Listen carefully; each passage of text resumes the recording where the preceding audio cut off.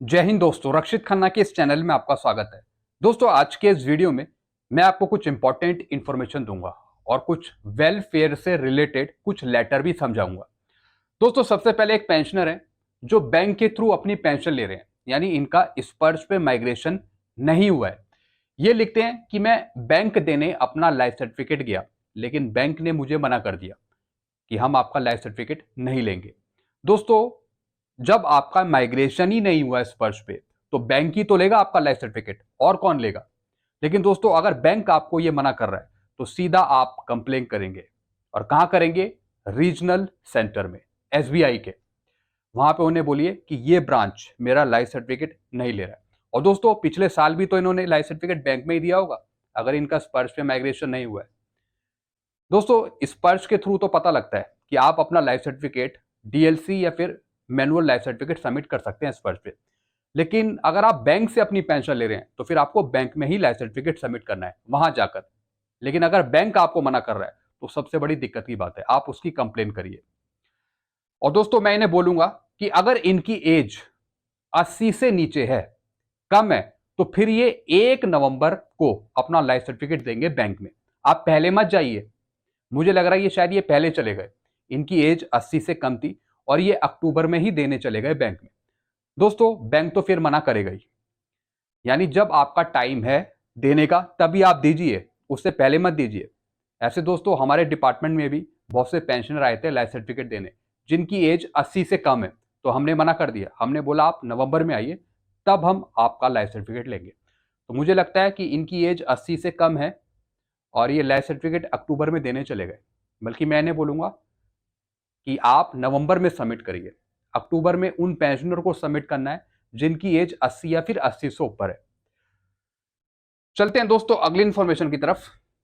फिर दोस्तों, आरबीआई ने इंद्रायणी सहकारी बैंक पर 3 लाख रुपए का जुर्माना लगाया। और दोस्तों, फिर इधर कुछ और भी बैंक हैं जिन पर जुर्माना लगाया गया है आरबीआई के द्वारा। और दोस्तों, कितने कितने करोड़ का लगाया? 12 करोड़ रुपए का। महिंद्रा बैंक पर 3.95 करोड़ रुपए का। फिर आईसीआईसीआई बैंक और फिर कोटक महिंद्रा बैंक। दोस्तों, आपको पता है कि इन बैंकों पर जुर्माना क्यों लग रहा है? कुछ धोखाधड़ी के आरोप हैं, कुछ लोन देने में कुछ गड़बड़ी है, कुछ फाइनेंशियल क्राइसिस हैं जो ये बैंक कर रहा है। इस वजह से आरबीआई ने इन पर ये जुर्माना लगाया है। ऐसी दोस्तों और बैंक भी घेरे में आ सकते हैं। अगर आरबीआई ने जांच शुरू कर दी बैंकों की, तो दोस्तों कोई ना कोई बैंक फंसेगा जरूर। कुछ ना कुछ बैंकों को होगा नुकसान। क्योंकि दोस्तों, आप जिस काम के लिए नियुक्त करे गए हैं, अगर आप वो सही से नहीं करते, चाहे आपका फाइनेंशियल डिपार्टमेंट हो, चाहे आपका दूसरा डिपार्टमेंट हो, आपको काम बिल्कुल सही तरीके से करना है। अगर आप पकड़े जाते हैं या फिर ऑडिट में आ जाते हैं, तो फिर आप पे तगड़ी कार्रवाई होती है। और इस तरीके की जो चीजें हैं वो फिर आरबीआई ही देखता है, बैंकों का मसला जो है। तो दोस्तों, यहाँ पे कुछ बैंकों पे जुर्माना लगाया गया। आई होप इन पे कोई ज्यादा एक्शन ना हो। जुर्माना तो काफी तगड़ा लगा है। बाकी देखते हैं जो इनके कर्मचारी हैं या फिर जो अधिकारी है जो बैंक में काम करे, वो कहां तक झेलते हैं इन चीजों को। चलते हैं दोस्तों अगली इंफॉर्मेशन की तरफ। फिर दोस्तों, जिनका खाता यूबीआई में है, चाहे वो आर्मी पर्सनल हो, चाहे वो किसी दूसरे डिपार्टमेंट के कर्मी हो, दोस्तों यहाँ पे यूबीआई कुछ फैसिलिटी देता है, कुछ स्कीम है आप लोगों के लिए, जिसमें डिफेंस के कर्मी हैं, जिसमें बीएसएफ के, सीआईएसएफ के, कोबरा के, आईटीबीपी के जो भी जवान है, उनको कुछ सुविधाएं देता है यूबीआई। इसमें दोस्तों जीरो बैलेंस अकाउंट फैसिलिटी है, फ्री एक्सीडेंट इंश्योरेंस कवर है। और कितना देता है यूबीआई? दोस्तों, ये मिलता है फ्री एक्सीडेंट कवर, फैमिली को मिलता है ये डेबिट कार्ड पर 1 लाख रुपए का। दोस्तों, 1 लाख रुपए का ये इंश्योरेंस कवर देते हैं फैमिली को। और दोस्तों, इसमें लोन की फैसिलिटी है, कुछ इंटरेस्ट रेट है, कंसेशन पर्सनल लोन के, उसके बाद एटीएम का डेबिट कार्ड, मतलब बहुत सारी सुविधाएं देता है यूबीआई भी। तो अगर आपका भी खाता यूबीआई में है, यूनियन बैंक ऑफ इंडिया में, तो आप वहां जाकर अपनी स्कीम के लिए आवेदन कर सकते हैं, अप्लाई कर सकते हैं। चलते हैं दोस्तों अगली इंफॉर्मेशन की तरफ। फिर दोस्तों, प्राइम मिनिस्टर स्कॉलरशिप नोटिफिकेशन एक जारी करा गया है, जिसकी लास्ट डेट है 30 नवंबर 2023। यानी जो इसमें भूतपूर्व सैनिकों के बच्चे हो गए या फिर जो उनके विडोज हो गई, वो इस चीज के लिए अप्लाई कर सकते हैं। तो दोस्तों इसके लिए केंद्रीय सैनिक बोर्ड की आपको साइट पे जाना पड़ेगा, वहां से आप अप्लाई कर सकते हैं प्राइम मिनिस्टर स्कॉलरशिप स्कीम 2023-24 के लिए। और दोस्तों इसमें जो बॉयज के लिए है 30,000 रुपए स्कॉलरशिप के लिए, और लड़कियों के लिए 36,000 रुपए स्कॉलरशिप के लिए। और एक और चीज है दोस्तों, आप इसमें ऑनलाइन अप्लाई कर सकते हैं। जैसा मैंने आपको बताया, इसकी जो लास्ट डेट है वो है 30 नवंबर 2023। तो आप ये नोटिफिकेशन मेरे से ले सकते हैं, मेरे ग्रुप से। और दोस्तों इसमें एक इंपॉर्टेंट पॉइंट लिखा है, the scheme will be applicable only to those student who have join the professional technical courses in the academic year 2023-24। यानी दोस्तों ये वही अप्लाई कर सकता है जो 23-24 के लिए जिन स्टूडेंट ने, जिन बच्चों ने प्रोफेशनल या फिर टेक्निकल कोर्स ज्वाइन करा हो एकेडमिक ईयर 2023-24 के लिए। तो इस तरीके से ये स्कॉलरशिप मिल सकती है इन कोर्सेज के लिए। तो आप अप्लाई कर सकते हैं। लास्ट डेट है जैसे मैंने आपको बताया 30 नवंबर। चलते हैं दोस्तों अगली इंफॉर्मेशन की तरफ। फिर दोस्तों कुछ एडवाइजरी है, और ये है अगर आप पेंशनर हैं, भूतपूर्व सैनिक हैं, अगर आपकी डेथ हो जाती है तो उसके बाद वाइफ को, स्पाउस को क्या करना है सारे क्लेम लेने के लिए, पेंशनर के, भूतपूर्व सैनिक के। क्योंकि दोस्तों आजकल वाइफ को, स्पाउस को इतनी नॉलेज नहीं होती, इतनी पूरी जानकारी नहीं होती, जिसके बेस पर जो क्लेम होते हैं पेंशनर के, भूतपूर्व सैनिक के, वो नहीं मिल पाते फैमिली को। तो आज मैं आपको कुछ ऐसी चीजें बताऊंगा जिसके बेस पर आपकी वाइफ, स्पाउस क्लेम कर सकती है आफ्टर डेथ आपकी। सबसे पहले दोस्तों अगर आपकी डेथ हो जाती है तो उसके बाद स्पाउस को यानी वाइफ को क्या करना है, obtain medical certificate for cause of death and death certificate. सबसे पहले डेथ सर्टिफिकेट कलेक्ट करना होगा पेंशनर की डेथ के बाद। दोस्तों ये आपके लिए भी है, खुदा ना खास्ता अगर आपकी डेथ होती है तो उसके बाद वाइफ को, स्पाउस को क्या करना है ये जानना बहुत जरूरी है। इसलिए अभी से ये वीडियो आप अपनी वाइफ को, स्पाउस को भी दिखा दीजिए ताकि कोई दिक्कत ना हो आगे इन फ्यूचर। तो आपकी डेथ के बाद मेडिकल सर्टिफिकेट या फिर डेथ सर्टिफिकेट चाहिए होगा वाइफ को, स्पाउस को। फिर दोस्तों present yourself at the bank branch. अगर आपकी पेंशन बैंक से आ रही है और आपकी डेथ हो जाती है तो आप डेथ सर्टिफिकेट कहां सबमिट करेंगे, बैंक में। कौन करेगा, वाइफ या फिर स्पाउस। तो डेथ सर्टिफिकेट मैंडेटरी है, जरूरी है। तो जो वाइफ है वो death certificate, medical certificate bank में सबमिट करेंगी, उसी के साथ आइडेंटिटी प्रूफ, अपना आधार, पैन कार्ड नंबर, सब कुछ। फिर दोस्तों पेंशन चलाने के लिए रिक्वेस्ट डालेंगी, फैमिली पेंशन भी तो चलानी है, तो फिर वाइफ को रिक्वेस्ट डालनी पड़ेगी। मैं उनकी बात कर रहा हूं जो पेंशनर बैंक के थ्रू पेंशन ले रहे हैं, तो उनकी वाइफ को क्या करना है जो बैंक से पेंशन ले रहे हैं। फिर दोस्तों अगर स्पर्श पे माइग्रेशन हो गया है तो फिर क्या करना है वाइफ को, तो फिर स्पर्श पे ऑनलाइन डेथ रिपोर्ट सबमिट करनी है। फिर फैमिली पेंशन इनिशिएट करनी है, किसको, वाइफ को, स्पाउस को। ये मैं कार्यवाही उनके लिए बता रहा हूं जिनका स्पर्श पे माइग्रेशन हो गया, उन पेंशनर का आफ्टर डेथ वाइफ को ये काम करना है, स्पर्श पे ऑनलाइन ही डेथ रिपोर्ट सबमिट करनी है, फिर फैमिली पेंशन इनिशिएट करनी है, तब फैमिली पेंशन स्टार्ट होगी। फिर दोस्तों एलटीए के लिए, जिसे हम बोलते हैं लाइफ टाइम एरियर, इसको क्लेम करने के लिए वाइफ को, स्पाउस को कुछ स्टेप फॉलो करने होंगे। तो एलटीए के लिए भी अप्लाई करना पड़ेगा।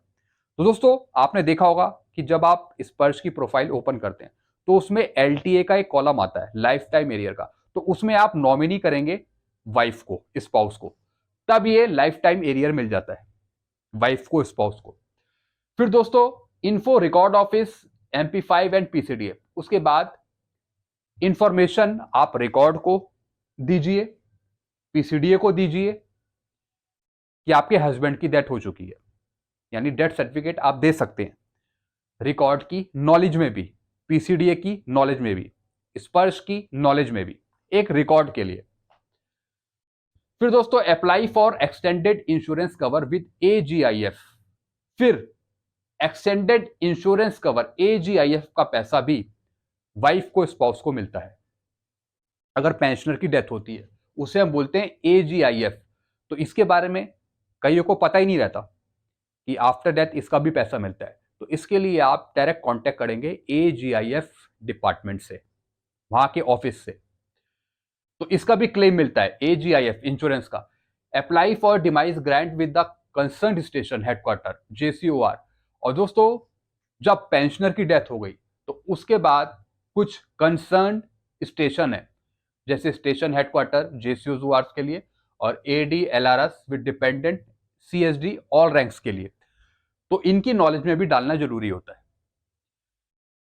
Return ESM first card to ZSP। उसके बाद जो ESM का आई कार्ड है उसे आप रिटर्न करेंगे जिला सैनिक बोर्ड में। फिर उसी के लिए retired officer I card to station headquarter.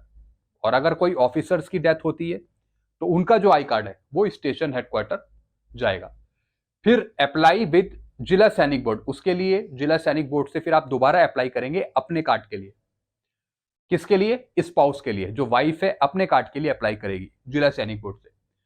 फिर दोस्तों लॉग इन टू ECHS। अब मेडिकल की सुविधा के लिए क्या करना है स्पाउस को, वाइफ को? दोस्तों ये सारी चीजें स्पाउस को वाइफ को करनी है after the death of pensioner. जब पेंशनर की डेथ हो जाएगी उसके बाद log in to ECHS website. ECHS की वेबसाइट पे लॉग इन करना है। फिर आपको ब्लॉक करना है ECHS कार्ड।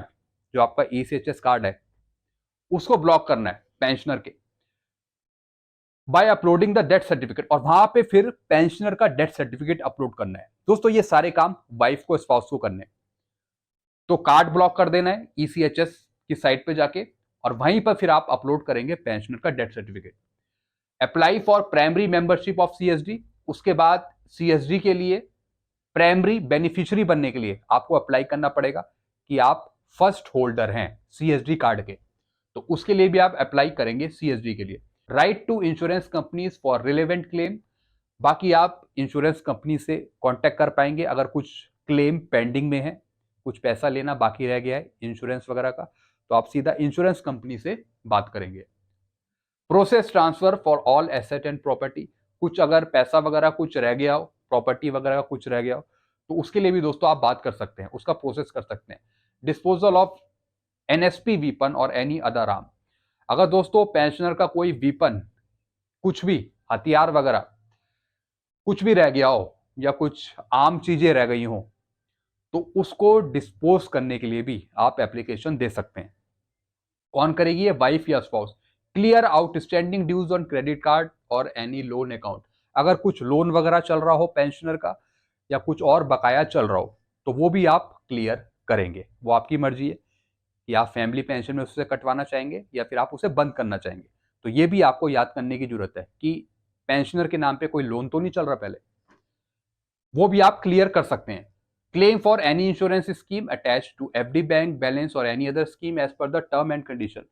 कुछ FD का इंटरेस्ट हो या फिर आपकी FD मैच्योर हो रही हो या फिर RD मैच्योर हो रही हो किसी पेंशनर की, तो ये वाइफ को भी स्पाउस को पता होना चाहिए। अगर खुदा ना खास्ता पेंशनर की डेथ हो जाती है, अगर वाइफ को स्पाउस को नहीं पता तो थोड़ी बहुत दिक्कत होती है क्योंकि नॉलेज में नहीं रहता, भूल जाता है। तो इसलिए वाइफ को स्पाउस को पता होना चाहिए कि पेंशनर की कोई FD या फिर RD कुछ तो नहीं चल रही है। तो इसका क्लेम भी आप कर सकते हैं। Intimate death to income tax department for closing the file. Income tax की अगर कोई फाइल चल रही है या फिर कुछ भरा हो किसी पेंशनर ने और उसकी डेथ हो जाती है तो फिर जो डेथ रिपोर्ट है वो आप इनकम टैक्स डिपार्टमेंट में भी दे सकते हैं और जो फाइल चली है इनकम टैक्स की पेंशनर के नाम पे वो बंद करी जा सकती है। Format for certain application process में भी डाउनलोड फॉर गाइडिंग। और दोस्तों जितनी भी ये सारी चीजें हैं जो वाइफ को स्पाउस को करनी है, इसके सारे फॉर्म आपको मिल जाएंगे इस साइट पे। तो दोस्तों ये फॉर्म मेरे पास भी अवेलेबल है, सारे फॉर्म है दोस्तों। कैसे क्लेम करना है, AGIF का क्या फॉर्म है, CSD का क्या फॉर्म है, यानी जो जो कार्यवाही वाइफ को स्पाउस को करनी है पेंशनर की डेथ के बाद, तो वो सारे फॉर्म मेरे पास है। तो आप मेरे से ले सकते हैं, मैं पूरा फॉर्म आपको दे दूंगा। उसके बाद आप एक एक करके चेक कर सकते हैं कि क्या क्या चीजें क्लेम कर सकती है वाइफ या फिर स्पाउस पेंशनर की। तो फॉर्म भरने पड़ेंगे। तो दोस्तों ये कुछ इंफॉर्मेशन थी जो मैंने आपको दी।